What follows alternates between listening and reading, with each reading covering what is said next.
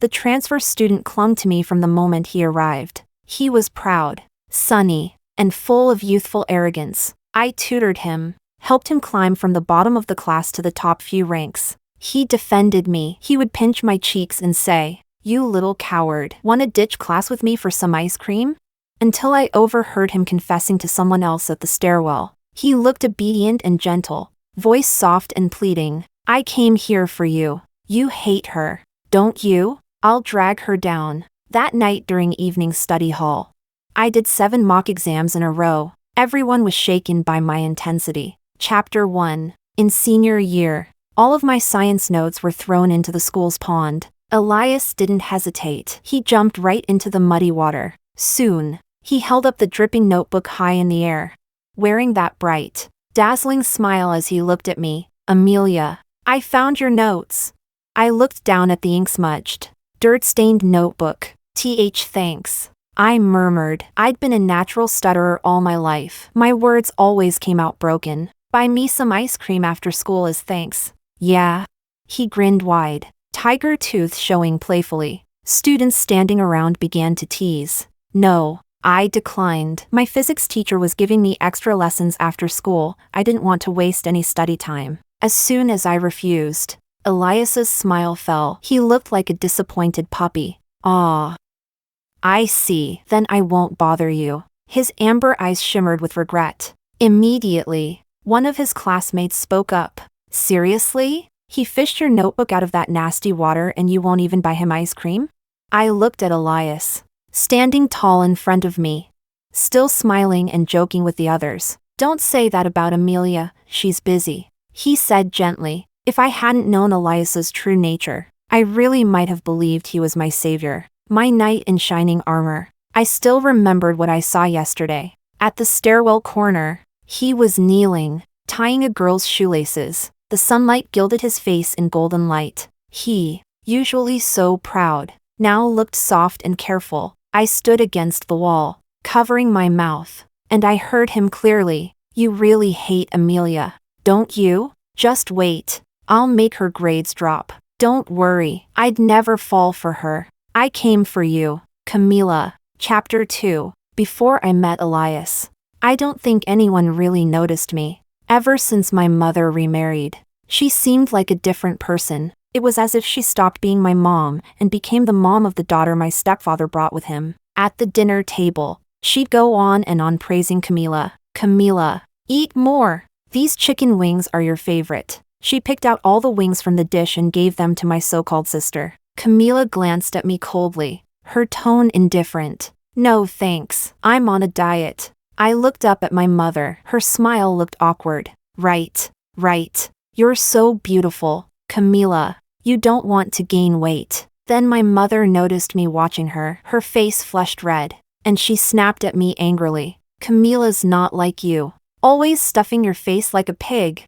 I lowered my head and said nothing. I've always stuttered. Long sentences make it worse. I didn't want to explain. I just buried my face in my rice. Only, today the rice tasted a little salty. I didn't even eat that much. Yet my body felt like an overinflated balloon, bloated, covered in acne. I once asked to go to the doctor, but my mom twisted my ear and scolded me. "Just some stupid teenage pimples. You always make a fuss. We don't have money for pointless checkups. You never think about saving money for mom."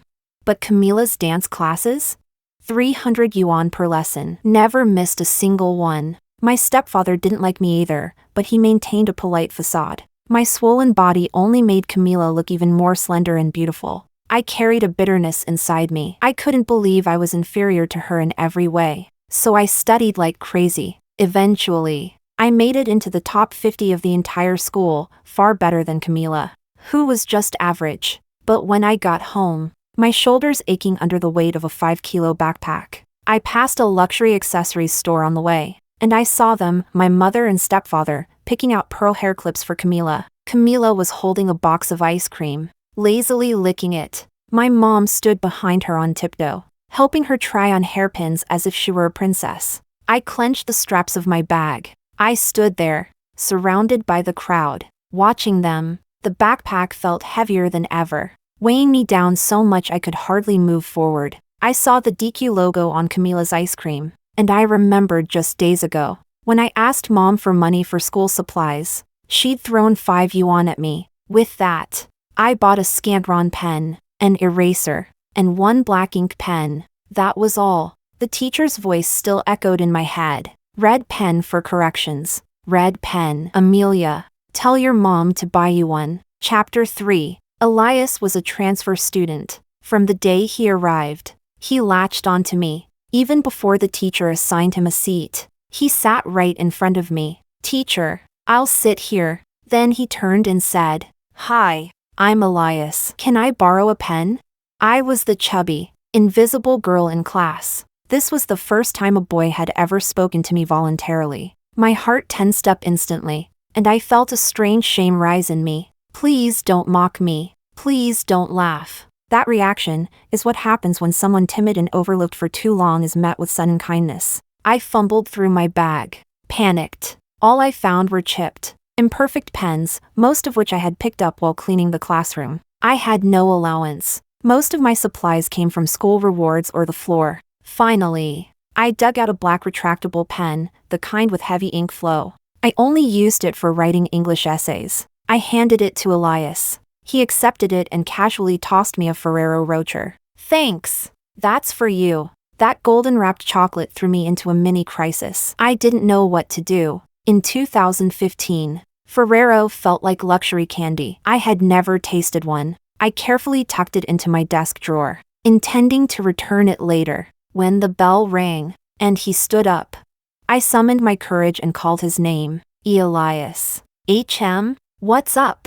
He turned around. He was tall, and he'd climbed up on his chair. I had to tilt my head to see him. He had a faint smile on his lips. In his eyes was the reflection of a chubby, blushing version of me. Why you don't have to. Damn it, I stuttered again. He chuckled. A sudden gust of wind blew in through the window. The blue curtains billowed like sails. Our classmates' test papers flapped like the wings of startled doves. One sheet floated right across his face, blocking half of it. He smiled at me, and he said, So you're a little stutterer, huh?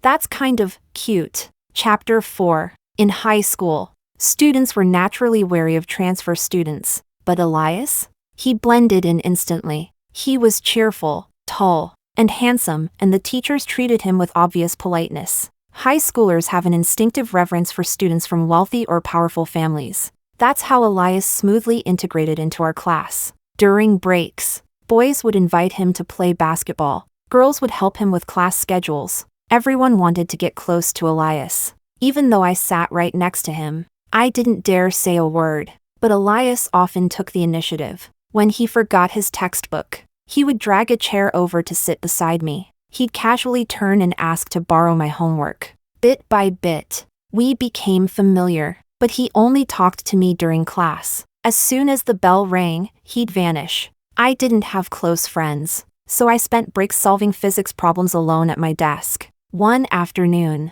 Joel came over holding his physics worksheet. Joel was our class rep, tall, gentle-looking, always wearing round glasses and a middle part. The boys called him teacher's pet. He was soft-spoken, so other boys didn't include him. Like me, he was on the edges of the classroom social circle. Joel plopped down in Elias's seat and leaned in, touching foreheads with me as he explained a problem. We kept working, inching closer to the answer. When we locked eyes and smiled, I felt a rare moment of connection. But then, laughter broke the moment. Some bored boys gathered around to tease. What are you two doing? Huh?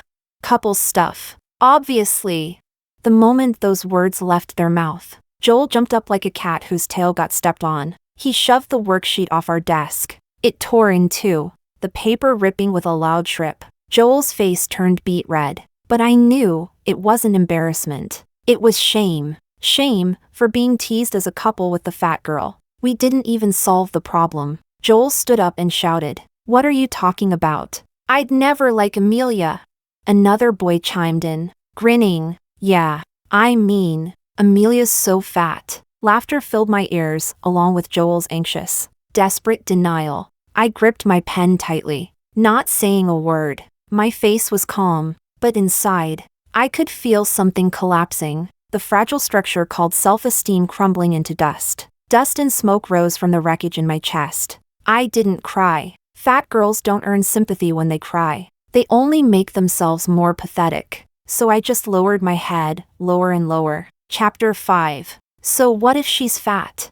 That just means she's eating well. Elias's deep, slightly raspy voice rang out. He had returned without anyone noticing, standing beside me, tall and imposing, since he hadn't received a school uniform yet. He wore a black crewneck t-shirt. A silver necklace dangled from his neck, making him look even more aloof and rebellious. On his finger, he spun a tiny keychain. A small white bunny dangled from it. He tossed the bunny onto my desk, as if to comfort me. Then he reached out and grabbed Joel by the collar. He half joked, half serious. Move. Don't waste Amelia's time. I need her to explain this question to me. The teasing boys continued. What's this, Elias? Is Amelia yours or something? Elias gave a lazy glance in their direction. His lips curled into a casual smile, but his voice was firm, steady. Yeah, she's mine. Got a problem? The blunt honesty left the boys stunned. Amelia, explain this one to me. Elias pushed Joel, who was red-faced, out of the way, holding up his physics book, open to the frame of reference chapter. Joel's face turned pale, then flushed red again, but because it was Elias, he didn't dare say a word. He just gripped his worksheet, knuckles turning white, veins bulging. The chapter was pretty basic, but I still carefully explained it to Elias. As I spoke, I gradually realized something felt off. I glanced up and met his eyes. He wasn't looking at the question. He was watching me, hand on his chin, his expression calm and curious. Downturned eyes, dark like obsidian marbles. I panicked. Elias wasn't like other boys in this class. I'd been mocked, called names like piggy, punished to stand in class, only for boys behind me to complain I was blocking their view. Whenever there were chores, taking out the trash, scrubbing the sinks, people instinctively chose me, because I was fat and plain. I didn't deserve to say no. One time I tried to object while moving stacks of books. I don't think I can carry 2 classes worth of materials. I was met with annoyance. You're fat. You're strong. Stop whining. But Elias was different. He was the only one who treated me like a girl, a regular high school girl, with a fragile pride that had been ignored for far too long. And in that moment, he saw it and protected it. Chapter 6. I was sure I had feelings for Elias, but I didn't dare call it love. What Joel did had taught me, my liking someone might make them embarrassed, even angry. I didn't want to hurt Elias, so I would never, ever say it out loud. It was strange, though. I always felt like I had to do something for the person I liked. So when Elias asked me to tutor him, I didn't hesitate, even if it cost me time. Back then, Elias asked me for help every day after school. If you're on a moving boat and see the mountains on the riverbank sliding backwards, what's your frame of reference? Why would I be on a boat? Elias blinked and smiled at me. It's just hypothetical. Answer, what's the frame of reference? I don't even know what that means. We literally had physics class last period. The teacher reviewed this exact type of question. I forgot. He said, all innocent and smiling. Chapter 7. Even though I had a bit of a crush on him, sometimes Elias was so dumb. I couldn't stand it. Whenever I was about to lose my patience and call off the tutoring, he'd grab the hem of my school uniform, eyes big and watery, and beg, please? If I fail, my dad will kill me. I'd sigh, pick up my pen, and continue explaining. And through tutoring, we somehow grew closer. After school, Elias would tug on my ponytail and grin. Hey, little coward, let's go get DQ ice cream. I should stay and clean. I also want to do some extra problems. I hesitated. Come on. Come on. I heard the ice cream there doesn't even fall when you flip it upside down. If you don't come, it means you hate me. He'd lean in close, eyes glowing, and I'd nod yes. Because if you like someone, and you do nothing about it, then maybe you don't like them enough. I was willing to pay the price of liking someone, so I organized my notes. I explained problems again and again. In the hot, dry summer, he'd furrow his brows at questions he couldn't understand. I'd fan him with a clear clipboard while he tried to work through them. Even though I knew I was just touching my own heart, I still wanted to make things easier for him.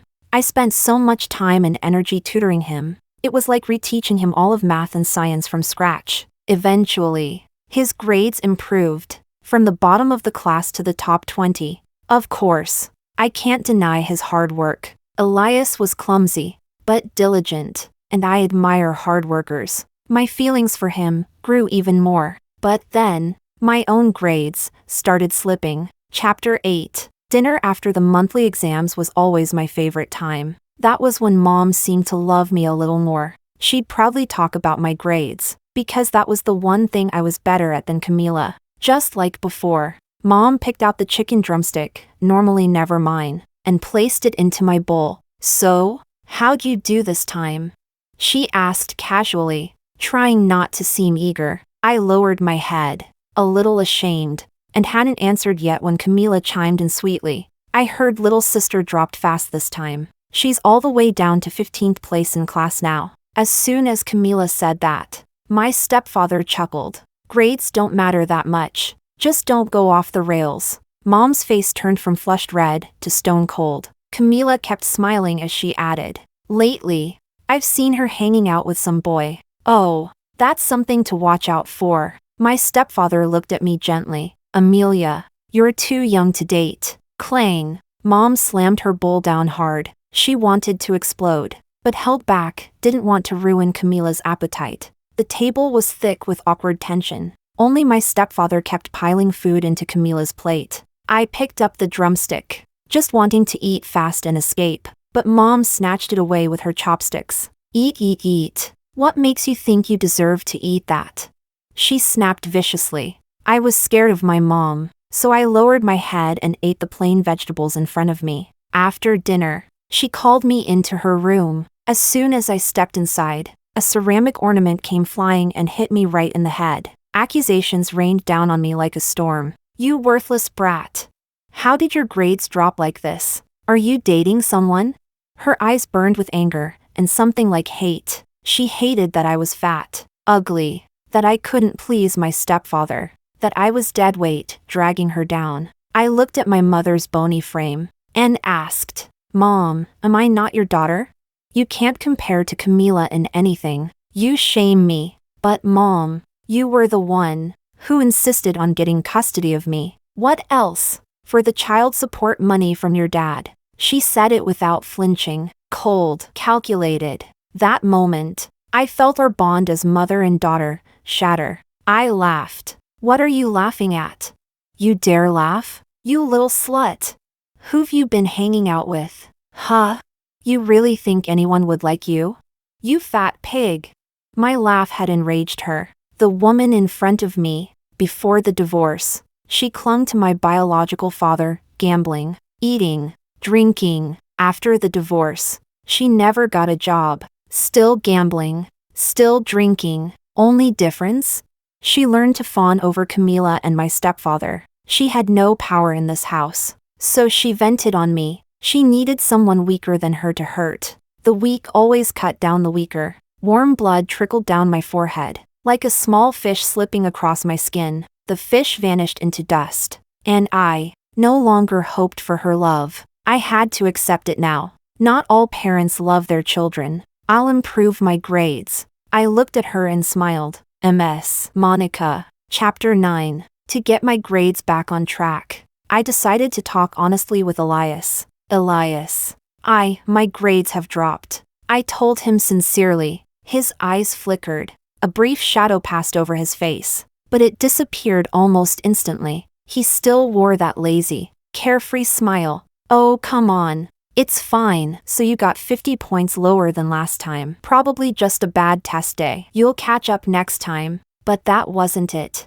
I was sure it wasn't just a bad day. It was because I'd been studying less. All those DQ runs, late-night tutoring sessions, shooting pool, explaining easy questions anyone could do. They had eaten up so much of my time. And now, I had already gone through all the topics with him. I figured, I had done more than enough to express my affection. If liking someone started to disrupt my life, then I needed to cut my losses. I shook my head and said, I don't want to tutor you anymore. I saw it. His gaze darkened instantly, like the sky suddenly swallowed by storm clouds. Then he exploded. He slammed the desk in front of me hard. You promised me. You said you would. And now you're backing out. I can't believe you're blaming me for your bad grades. That's seriously messed up. Some friend you are. I totally misjudged you. The more he spoke, the more aggrieved he sounded. Then he straightened up and stormed out of the room. I stood there, blinking. What? I was genuinely confused. I'd played the role of friend flawlessly. If this were a test, I'd give myself a solid 100. After all, while everyone else guarded their notes and worried about being outscored, I had explained the entire math and science curriculum to him. So why was Elias angry? I didn't get it, and since I didn't understand his emotions, I decided I had every right to be mad. 2. Chapter 10. That anger I'd felt soon turned into suspicion. Every night after study hall, I had to walk home along a pitch-dark street. The street lights had been broken for years. I'd called about it. No one ever came to fix them, though the road was always in darkness. I'd been walking it for years. Nothing bad had ever happened. I'd told my parents I felt unsafe, that I was scared, but all I got in return was my mom's laughter. With how you look, you're plenty safe. What are you scared of? My stepdad glanced at Camila, graceful as always, then said, Camila, want me to start picking you up? I could grab your sister too. Camila pouted. If you do that, I won't want to stay for study hall anymore. And just like that, Camila never went to night study again. No one ever came for me, so I just kept walking that dark street alone, gripping the straps of my backpack. It had always been fine, but tonight, someone blocked my path. A boy around my age, not wearing a uniform, but carrying a school bag. I made a snap judgment, some delinquent from a nearby school, tall and skinny, buzz cut. He yanked my collar. Spare some cash, will ya? I have money. I have money, I blurted. I quickly pulled out my only 5 yuan, wrinkled and worn. I held it out like a humble offering. Buzzcut boy stared at the crumpled bill in my palm. Suddenly he snapped. You messing with me? What the hell can I do with 5? That's all I have. I tried to explain, to seem more sincere. I looked him straight in the eyes, tried to appear extra honest and pitiful. Fat bitch. He grabbed the bill and kicked me hard. It didn't hurt that much, but my bag was heavy, and I lost balance, fell flat onto the ground. I looked at the circle of delinquents surrounding me. How do I get out of this? Would they beat me? A beating was one thing, but if they injured me, I couldn't go to school. I debated whether I should drop to my knees and beg. And then, a tall figure stepped into view. He sliced through the dark like a blade. Sharp, blazing, head raised, eyes flickering like firelight in fog. Amelia. She's under my protection, got it? His chin lifted, drawing a smooth arc in the air. Did he just say that? How dramatic, so cringe. He sounded like he walked out of a teen manga. I was already preparing to get beaten together with him. Elias probably had money. Maybe I could talk him into paying them off. But to my surprise, Buzzcut guy's face changed. He looked afraid. Under my confused gaze, he muttered, You too, just wait. And then turned tail and ran, his buddies scrambling after him. My suspicion only deepened. Sure, Elias was popular, but could he really scare off a whole group by himself? I shoved my doubts down, looked up. Elias wore that familiar bright smile, his little tiger teeth poking out, eyes sparkling like always. Amelia, they didn't hurt you, did they? I shook my head and slowly got up. He didn't help me, just looked down at me and asked, So, I saved you. How are you gonna repay your big bro? Then he grinned, lips curving up, and said, word by word, keep tutoring me, deal? Chapter 11. Of course, I didn't agree. Right now, my only focus was raising my grades. I started reviewing the whole relationship I had with Elias. He was the one who came to me first. asked me to tutor him, and if during tutoring I accidentally touched his hand, he'd immediately pull away, awkward and stiff. Every time I wanted to go to night study, he'd come up with some excuse to stop me: cleaning duty, computer lab maintenance, all sorts of ways to keep me from class. The more I thought about it, the more suspicious I became. I started to suspect Elias was actually sent by Joel to drag my grades down. After all, Elias was a transfer student. We had zero connection before, and Joel had always been stuck one spot behind me in the rankings. I still remembered how eager he always seemed to surpass me. The second person I suspected was Camila. At first I didn't really suspect her. She was better than me at everything. But after going through everything again, I noticed something. Camila had seemed really happy when my grades dropped. So I came up with a plan to test them. 2 bait lines, 2 targets. For Camila, I casually mentioned, "My birthday's coming up. Too bad I don't really have any close friends. I'd really love to get a nice pencil case." For Joel, I said, "My birthday's soon. Too bad I don't have any good friends. I'd love to get a set of 5 years of Gaokao, 3 years of mock exams." Then I watched them closely. Every day, I observed Joel. We accidentally locked eyes several times. His guilty, dodgy look made me even more alert. Until one day, after school, Joel finally stopped me. The boy, tall and thin, face still delicate, lowered his head slightly, cheeks red like dusk. "Amelia, I'm not planning to date in high school." Huh? Seeing my confused face, he pushed up his glasses and said, "You keep looking at me. Don't you like me?" "No, you misunderstood." I still remembered how violently he had rejected me last time, just from other people teasing him. His logic didn't make sense. No wonder he couldn't beat me in tests. I turned to leave, but Joel seemed to come to a decision. He rushed up and grabbed my wrist. Only then did I notice, he wasn't wearing glasses today. Without them, he looked delicate, soft like a young tree. His eyes held a misty glaze. His pale face was now flushed, like a burning rose. "Amelia, you're a really good person. A really amazing person. Actually, I do like you. You said your birthday was coming up, right?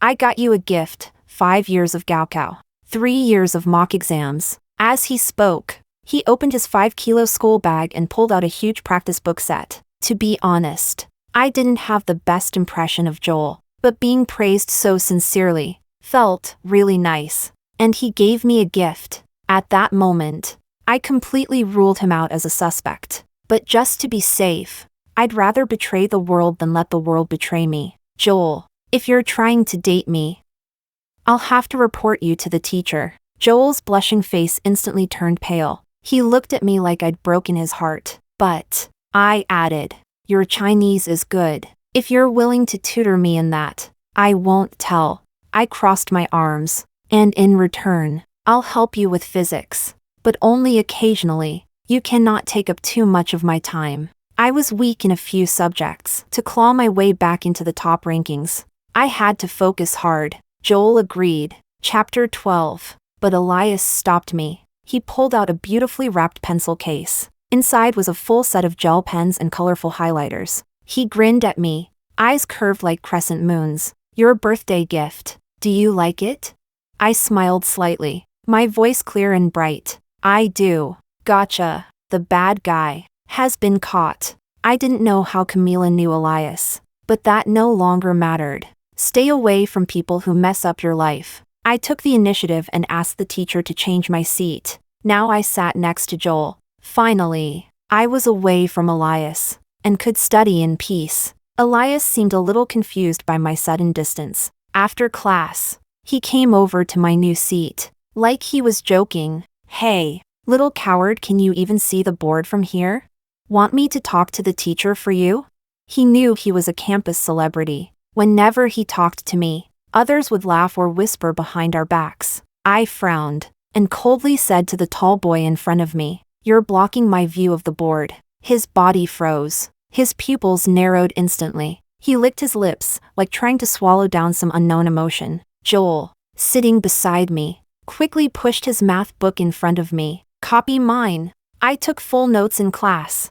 Elias's gaze grew darker. He half joked, half serious. Didn't you say you hated Amelia? You overreacted so much last time. What? Suddenly realized how great she is? Joel adjusted his glasses, looked Elias in the eye, and replied steadily, I don't like being teased by others. But what's wrong with studying together?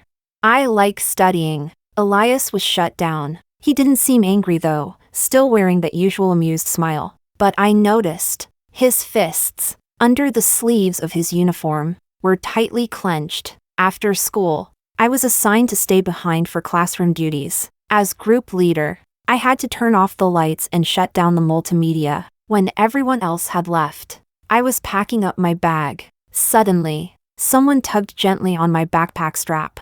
I looked up and found Elias's handsome face inches from mine. Amelia, why've you been ignoring me lately? His face, usually wild and arrogant like a stray dog, was now forcefully wearing a cheerful grin. It looked awkward, out of place. Huh? I haven't ignored you. I'm just focusing on studying, I replied casually. Then why won't you go to the pool hall with me anymore? Or tutor me? I don't want to. So what? So you don't want to be friends anymore? You never hang out with me. His tone rose at the end, almost like he was sulking. If that's how you want to see it, I can't stop you. I shrugged and raised both hands, looking innocent. Chapter 13. Maybe I rejected him a bit too harshly. Turns out, Elias has a temper too. He went into full Cold War mode with me. The funniest part? I was his group leader, and he refused to turn in homework. When I walked over to his desk to collect the assignments, he clearly saw me, but just lazily lifted his amber-colored eyes and looked around the room. Turn in your math homework. Elias pretended not to hear, started chatting with the people around him instead. Whatever. Let him be. He wants to fail? Not my problem. I skipped him and handed in the stack without his. He purposely avoided speaking to me, even during mandatory group discussions. He kept his head down and stayed silent. Group projects? He didn't say a word, just stood there, hands in pockets, acting cool. I ignored all of it. When Elias realized that his Cold War was exactly what I wanted, he switched tactics again and came back to cling to me. Honestly, I admired his adaptability. How much did Camila offer him? And then one day, I found out, after school, I'd forgotten my water bottle and ran back to get it. On the stairwell landing, I finally got my answer. Camila was leaning against the railing, her dainty face lit with a casual smile. And Elias, that arrogant, untouchable boy, was kneeling at her feet, tying her shoelaces with devotion. The sunlight glazed her cheeks in a soft golden glow. She looked like Elias's goddess, and he, her most loyal worshipper. He lifted his head, voice gentle and trembling. Don't abandon me. I'll pull Amelia down. I'm here for you. I slapped a hand over my mouth, pressed my back tight against the wall. I didn't dare make a sound. Then I heard Camila's lazy, airy voice. For the physics Olympiad coming up, don't let her attend. I promise. Their voices faded down the hall. The sweat on my body had already dried in the breeze. My school uniform clung to my back, as if I had just finished some grueling race.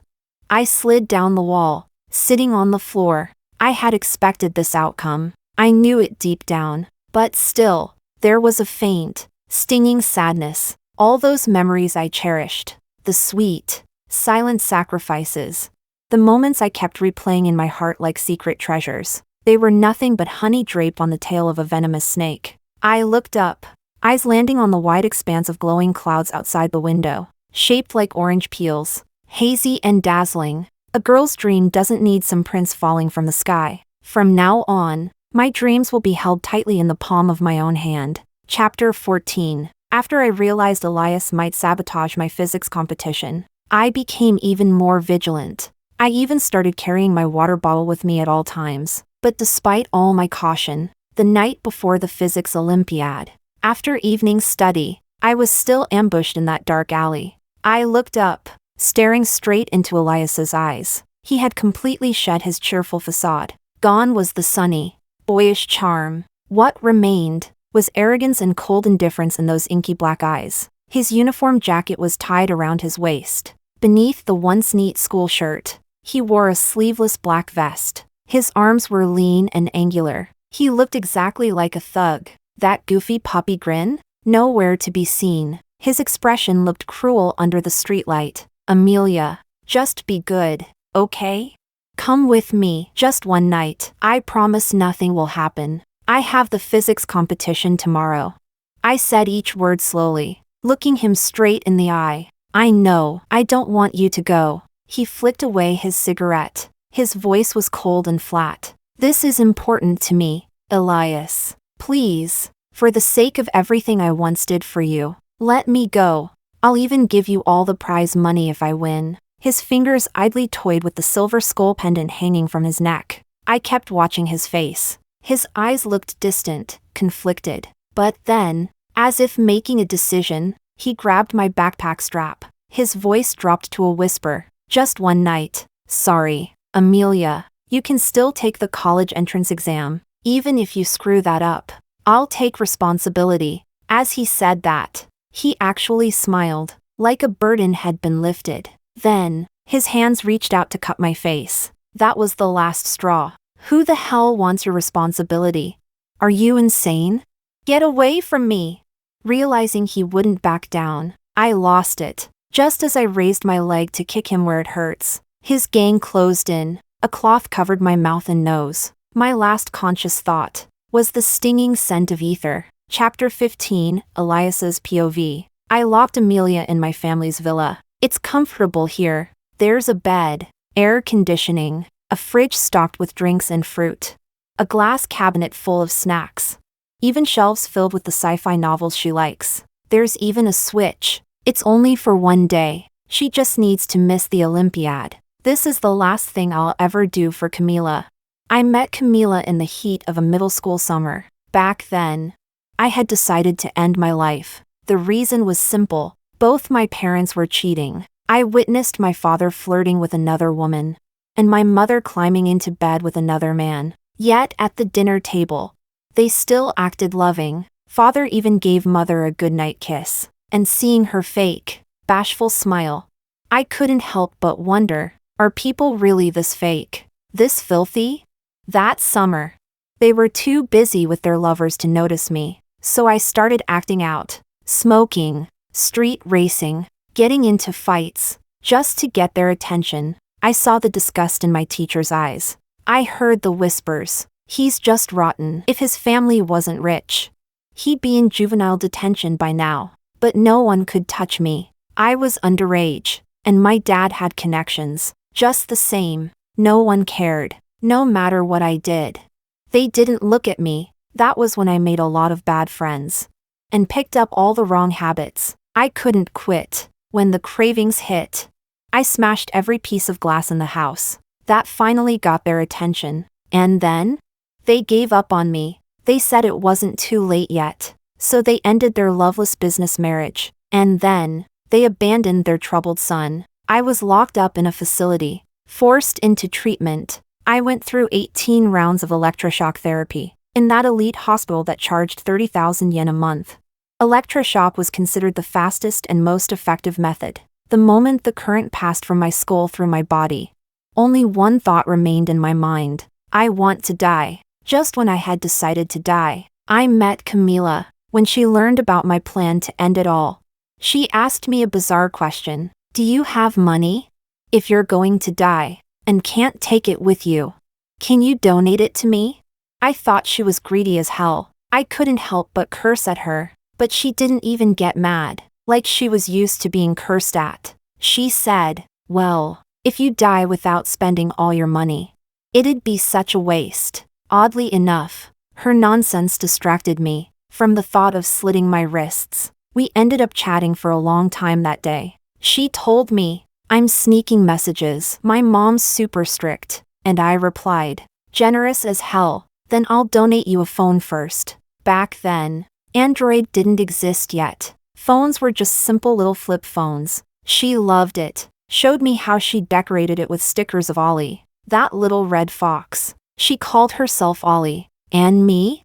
Peach. Honestly, I didn't get it. I didn't even know what was cute about that red fox, with his underwear on the outside. But Camila adored him. I'll always remember those days. I was locked at home, with a rotating stream of tutors teaching me piano, art, etiquette, whatever. But I wasn't allowed to go outside. I was completely alone. Only she would talk to me, and it felt like we could talk forever. Sometimes I'd act cool and purposely ignore her messages. She'd just keep sending me Ollie stickers, apologizing, bowing, again and again. I got curious. I wanted to know who she really was. I asked her to send me a picture, but she was strangely rational. Let's stay anonymous. Only that way can we be our true selves with each other. Photos create illusions, fantasies. Then our conversations wouldn't be honest anymore. Then one day, in high school, she vanished.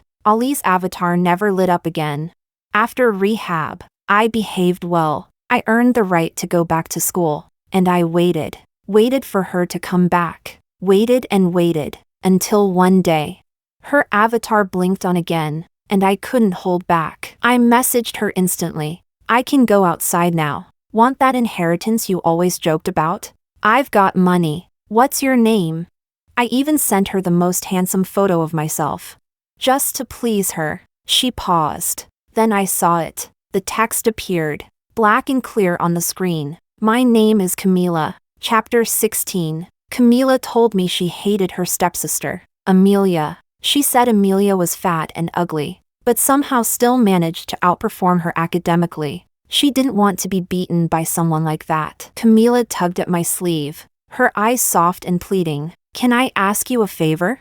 Of course. I agreed. I approached Amelia with a purpose. She was a bit overweight, plain-looking, with a few pimples on her forehead. Honestly, she was the kind of girl you could pass on the street without ever noticing. She was also poor. I'd observed her. She seemed to own only one jacket. Her school uniform. Her shoes were old and worn, the soles uneven between the left and right. I thought, someone like her could never compare to tall, beautiful Camila. So why was Camila even bothered by her?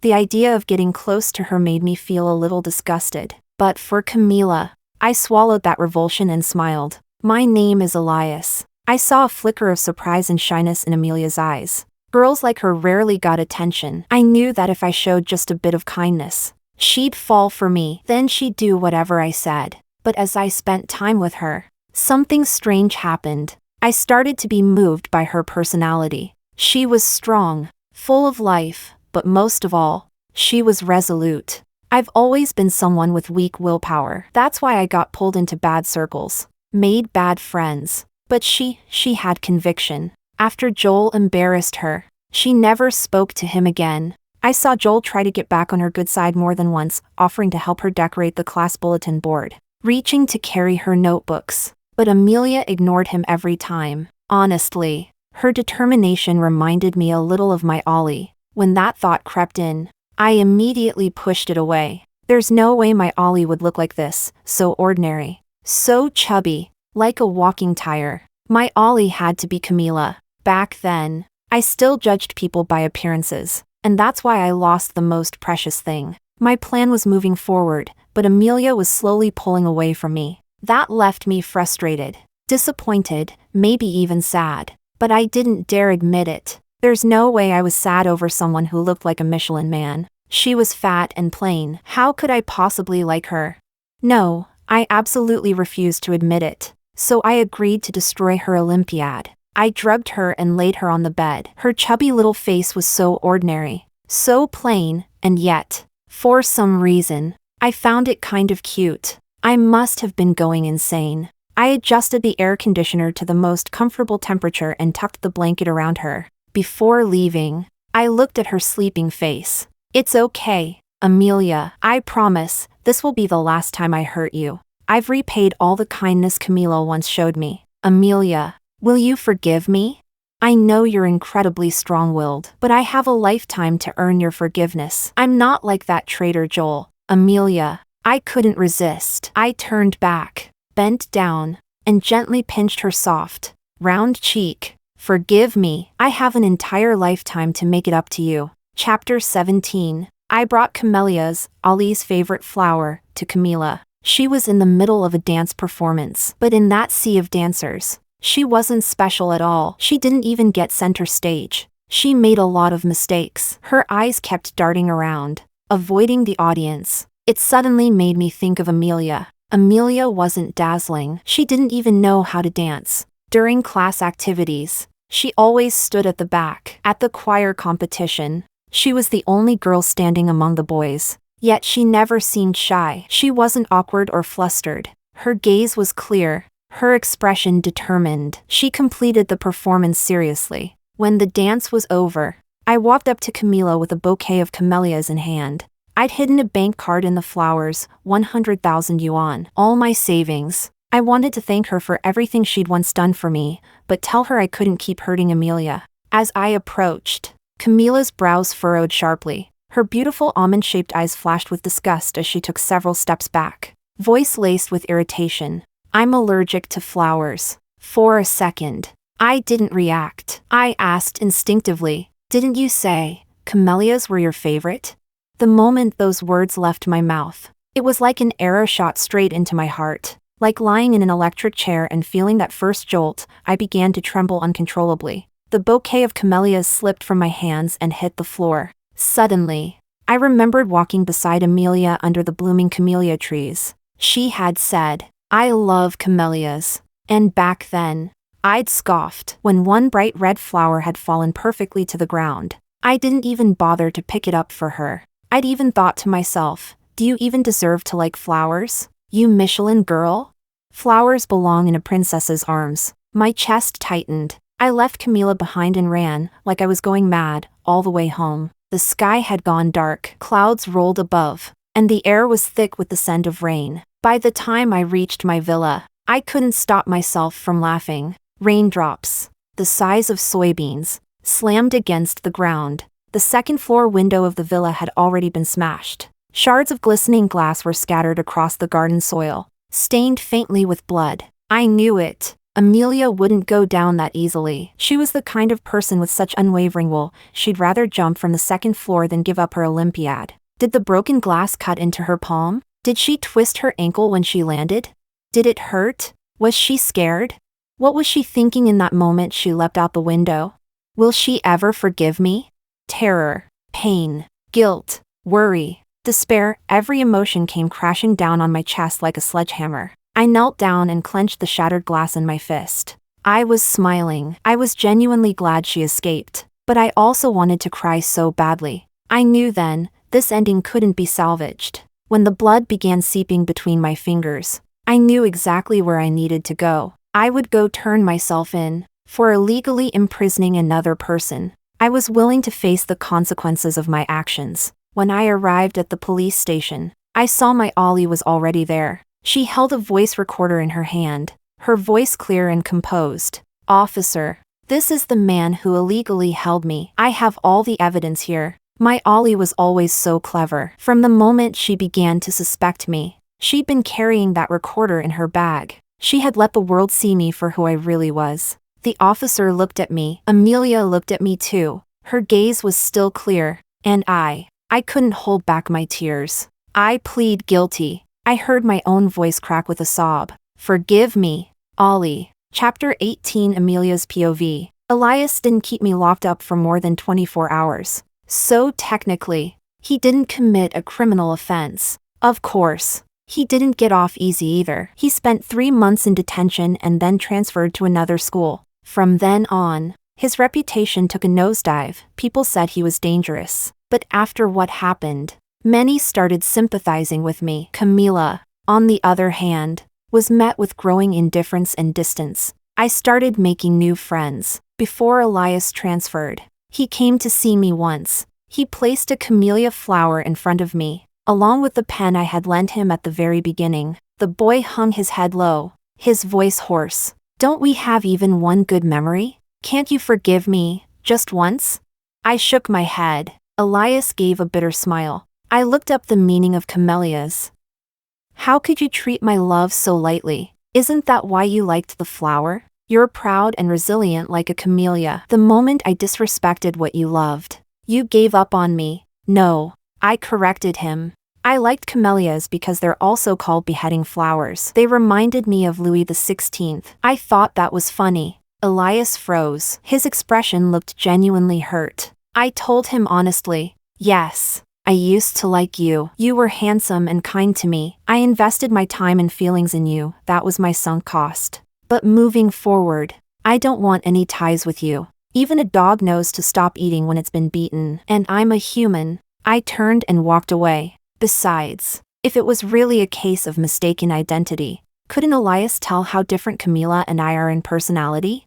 The truth is, he just didn't want to admit that the little fox who charmed him online turned out to be fat and plain in real life. I used to agonize over why I was so overweight. I longed for love and acceptance. I hoped people would see my good qualities, my heart. But facing Elias, I realized, even when I approached him sincerely, he was still driven by looks. Now I finally understand. I can't control people's first impressions of me. Human nature is wired to be drawn to beauty. So I've decided to embrace the way I look. I'm no longer ashamed of how others see me. Whether they want to get to know me or not, I will still shine in my own way. My beauty might be me working hard to lose weight, learning skincare and makeup.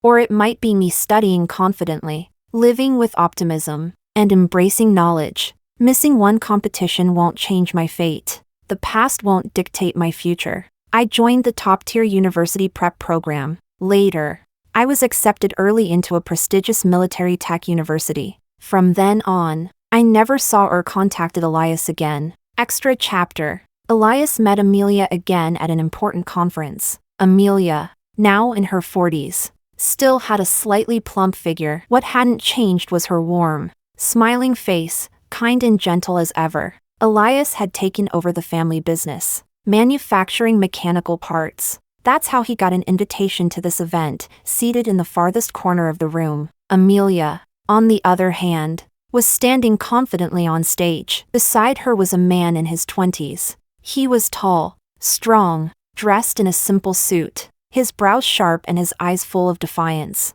Elias couldn't help but see a reflection of his younger self in the man. The more he stared, the more familiar he looked. When Elias finally walked closer, he nearly jumped in shock. The man standing intimately by Amelia's side was his distant nephew by blood. Elias had heard the boy went off to some industrial university and disappeared afterward. Yet here he was, standing beside Amelia with such closeness. He leaned down to tie a camellia-patterned ribbon around her wrist. His bold eyes now carried a softness, full of affection. Elias was trembling. A few days after the banquet, Elias pulled some strings to meet with his nephew. His voice came out shrill and angry, twisted by jealousy. Why are you with her? She's 20 years older than you.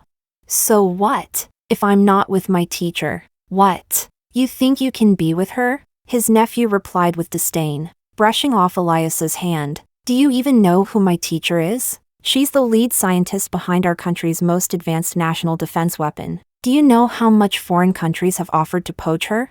There were armed guards stationed outside for her today. My teacher is a woman of charisma and wisdom. His nephew spoke with a light, tipsy look in his eyes, gently drunk on love. Elias knew that look too well. He could feel his blood boiling. His nephew genuinely liked Amelia. I was chosen through an elite selection program to become her partner. And honestly, I should thank you, Uncle. She seems to have a soft spot for your type. Then, Elias faltered, his voice filled with fragile hope. Does she still think of me? Does she remember anything about us? Could I still stand beside her? His nephew gave him a strange look, then smirked with a mocking tone. Uncle, you've got crow's feet exploding from the corners of your eyes when you smile. Elias couldn't even remember how he managed to stumble out of his nephew's house. He went and bought all kinds of skincare products and supplements, even considered getting facial fillers. But none of it could fill the emptiness in his heart. He was sinking into appearance anxiety. If I weren't this old, would I have had a chance to be chosen too? Elias stared at himself in the mirror. He touched the corners of his eyes and felt the dampness on his fingertips. Judging by appearance leads only to loss.